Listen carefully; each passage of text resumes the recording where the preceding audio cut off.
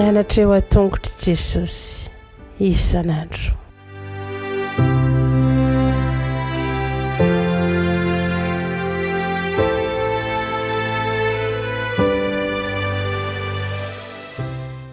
Faly miarabantsika tsary avindray tonga eto amin'ny famitinana ny lesona fahatelo amby folo amin'ity anio ity ary manasanao nakizaratra amin'ny farany alohan'ny dirantsika ny amin'izany dia hivavaksika. Andriamanitra mbola vempisaonanao izay fa mbola afaka mamitina indray ny lesona ianarana eny ny herinandro iny. Mangataka aminao izay mba novery anay trany ianao ary mpianatra anay araka ny sitraponao aoka ny teninao irery ihany anay no anjaka ao aminay aminaran'i Jesosy. Amen. Lohateny lesonantsika moa dia manao hoe mampanjaka ny fiadanana. Mampanjaka ny fiadanana. Ny tsy anjery amin'ny Efesiana 4:6-7 sy ny 7 manao hoe ary ho fanampin'izany rehetra izany dia tany ny finoana ho ampinga izay azahoanareo hamono ny zana-tsipika rehetra rehetra izay alefan'ny ratsy. Raisy ny famonjena ho fiarovan-doha sy ny ten'Andriamanitra ho sabatry ny fanahy. Amen. Rehefa mitafy tsara manko an'izany fiadiana izany ny mpino dia miseho antoko iray ihany manohitra amin'ny fahavalo ary izay tarihiny kapitentsika dia Jesosy Kristy. Miara-miasa sika amin'ny ady rehetra ary mianja ny fandresena farany izay mandra-panao ny fahavalo ho fitoeran-tongony tokoa. Dia zavatra telo lehibe no voapasantsika nandritra ny herinandro iny raha nikasika ny fitaovam-piadiana isika. Mijery manokana ny hoe miaramila ny tafik'Andriamanitra. Ny faharoa dia ny fitaovam-piadiana miaramila. Inona ny voalaza amin'izany fitaovam-piadiana rehetra izany. Ary fahatelo farany dia ny hoe ny taro izay mampiray an'ireo miaramila rehetra ireo.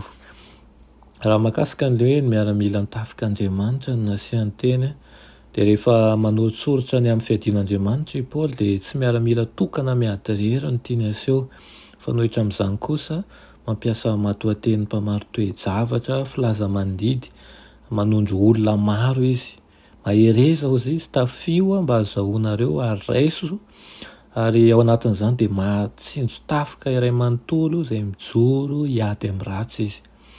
Ny ampakariny Kristy dia ny fiangonana dia ahitana membre samihafa manantanteraka ny andraiky ny avy eo amin'ny tena izay biriky samihafa mandrafitra ny trano na ny tempoly ary miaramila voahomana hiady miaraka mandra-pahatonga an'ilay andro be voninahitra izay iraisan'ny fiangonana amin'ny mpampakatra ho amin'ny firaisana mandrakizay.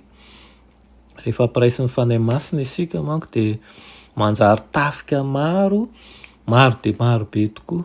Tsy ho tratra amin'ny alalan'ny herim-po atao amin'ny miaramila tokana miady samy rery ary tsy mantehitra mitafika iray manontolo ny fandresena.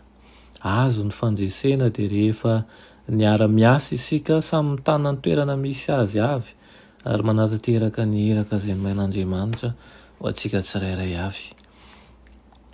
Hoy ny lahatsoratra Madamo White manao hoe ho very hevitra ho zay sy lany heriny ny tafika eo am-piadiana raha tsy miray hina ny miaramila rehetra.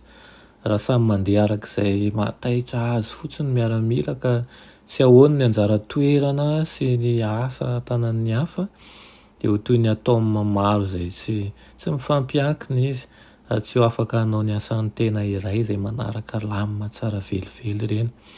Koa dia tsy maintsy miara-miasa miperin-drana miaramilan'i Kristy. Tsy misy amin'izy ireo mahazo mihevitra ny tena no manan-danja kokoa noho ny hafa rehetra.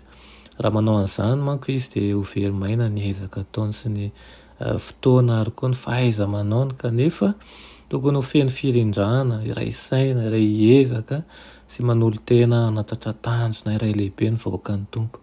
Ny firaisana no hery ary ireo fanahy niovafona vitsy aza ka miara-miasa miperin-drana mikendry tanjona iray ambony izay tarihin'ny filoha anankiray dia azo fandresena amin'ny ady izay ataony rehetra. Jery ihany koa isika mahakasika an'ilay fitaovam-piadiana miaramila. Ao anatin'izany fitaovam-piadiana izany dia misy ny rariny sy ny fahamarinana. Mialohan'ny hirotsahana anaty manko dia tsy maintsy manao akanjo mifanaraka tsara amin'izany isika. Ny akanjo fahiny izay malalaka kokoa dia mampahazo aina saingy mampanano sarotra rehefa mampiasa herim-batana. Alaivo tsara an-tsaina izay mitsanga raha lenao le manatsoka ny sabatrao iny no voasaringotra ny akanjonao. Noho izany ny fehikibo no mameny akanjo amin'ny vatana ary manakana an'izay mety ho fanelingelenana rehefa mihetsika. Kristy sy ny teniny ny fahamarinana. Hozy izy hoe izao ny fahamarinana.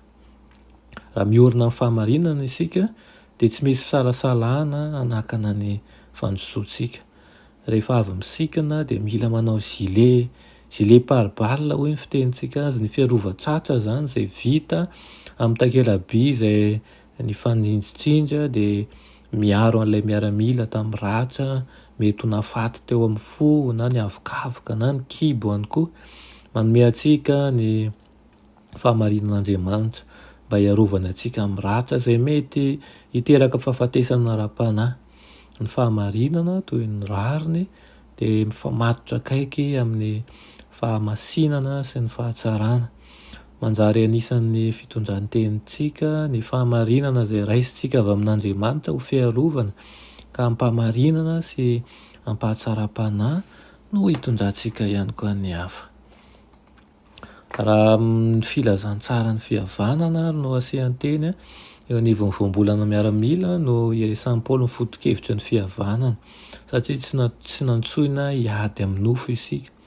Marina fa miaina anatin'ny ady isika ary ady izay eo amin'ny andaniny izay tsy izy isika no miainga araka ny nofo ny fahavalon'Andriamanitra isika nefa nasaina ny fifanandrinana mba hanavotana antsika, mba hanongotana antsika amin'ny fifehezan'ilay ratsy ary hanomezana antsika ny fiadanana. Izany dia tokony ho vonona mandrakariva ny tongontsika zany izay zara ny filazantsara no raisitsika hitondra fiadanana ao am-ponin'ny olona. Tsy tokony hamono na handresy ny mpifanandrana amintsika isika, tokony hamporisika azy ireo hiova antoko sy handray ny filazantsara ny fihavanana. Araka ny taratasy ho an'ny Efesianina dia avy amin'i Jesosy ny fihavanana ary andraikitsika ny mihazona sy mizara an'izany. Izany hoe tsika tsirairay avy izao dia nantsoina tokoa mba hizara ny fihavanana. Ary ao anatin'izany koa ny finoana sy ny famonjena ary ny teny hozy izy. Ny ampinga, ny fiarovan-doha ary ny sabatry ny fanahy, zavatra telo izay voaboasitsika tao anatin'iny lesona iny. Vita tamin'ny hazo izay norakofana hoditra ohatra ny ampinga ka afaka niaro tanteraka ny miaramila izay niondrika sy nanakana ny zanatsipika na ny sabatra izay mba tsy ahavoana azy. Dia Andriamanitra tokoa no ampingantsika amin'ny finoana dia miatrika ny fifanandrinana ampahatokiana tanteraka ny fiarovana isika. Raha mahakasika ny fiarovan-doha dia ahitana pitsopitsony samihafa amin'ny fiaran-doha romanina izay vita tamin'ny vy sy varahana ka niaro ny atoka sy ny takolaka ny miaramila ho fiarovana tanteraka ny olona. Ny eritreretintsika dia tokony hifantoka amin'ny famonjena izay natolon'Andriamanitra ho antsika sy ny fanantenana fa tsy ho ela dia ho zava-misy amin'ny fiainana mandrakizay izay tsy misy ota izany famonjena izany.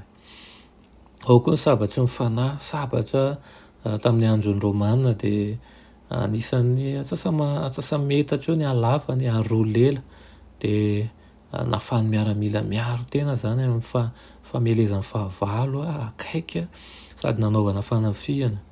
Io dia lazain'i Paoly manome taratra ny tenin'Andriamanitra izay sabatra roa lela hozy izy ka manindrona tany amin'ny fampisarahana ny aina sy ny fanahy. Io ihany zany fitaovam-piadiana afaka manova ny fahavalo mpiara-dia. Inona ary ilay taharo manampy inona dia ndresaka mikasika ny vavaka isika ny farany. Nanoloana ny adiny tatao dia niantso ny vahoaka hiankoka hivavaka teo anaty an'Andriamanitra i Josafata. Mainka eo amin'ny ady ara-panahy izay manafitra antsika dia mitana anjara toerana voalohany ny vavaka. Mahatonga antsika ho afaka mifandray amin'ilay jeneralitsika izany, mitondra ny fahasahiranantsika ary mandray ny torolalany. Toromarika telo no omeny Paoly momba an'izany vavaka izany. fomba fivavahana dia hoe iza no ampiana mivavaka ataontsika ary ihany koa ilay fangatahana manokana izay ireo voantsy itony filazantsara dia mila indrindra ny vavaky ny mpino mba hanehoany ny afatsy ny afatra ataony mba ho amin'ny hafanampo tokoa. Ety am-pamaranana dia ity lahatsoratry Madamo White ity namaranantsika azy manao hoe tsy maintsy tafitsika avokoa ireo singa tsirairay amin'ny fiadiana ka mifahara. Nanome voninahitra antsika ny tompo tamin'ny nifidianana antsika ho miaramilana. Aoka isika hiady amin'ny kafanampo, amin'ny kerim-po azy, mihazona ny rariny amin'ny fifandraisana rehetra. Tafio ho fiarovany tratranao ilay fahamarinana voaharo ao amin'Andriamanitra izay tombotsoany rehetra ny mitafy azy. Hiaro ny fiainanao ara-panahy io, izay rehetra nitafy ny akanjo-pahamarinan'i Kristy dia hijoro eo anatrehany amin'ny mahavoafidy, mahatoky ary marina azy. Tsy manan-kery hanongotra azy ireo eo tanan'ny mpamonjy Satana. Tsy misy fanana dia iray aza izay mitaky ny fiarovany amin'ny fibebahana sy ny finoana no avelan'i Kristy eo ambany fahefany fahavalo. Dia mba ho hanao aminao tokoa izany teny izany, engane ny fanahy masina noverentsika mba ahafahantsika mitafy tokoa an'ireo fiadiana tsirairay avy ireo. Amen. Rainay masina tsara indrindra mbola misaotra anao izay ny amin'izany lesona nomenao anay nandritra n'iny herinandro iny. Dia mangataka aminao izahay mba hanovoeranay mandrakariva ka ahafahanay mihazona anao mandrakariva ihany koa ka ireo singa tsirairay amin'ny fiadinany mba hoentinay amin'ny fotoana rehetra mba ahafahanay mifahatra. Anaran'i Jesosy. Amen.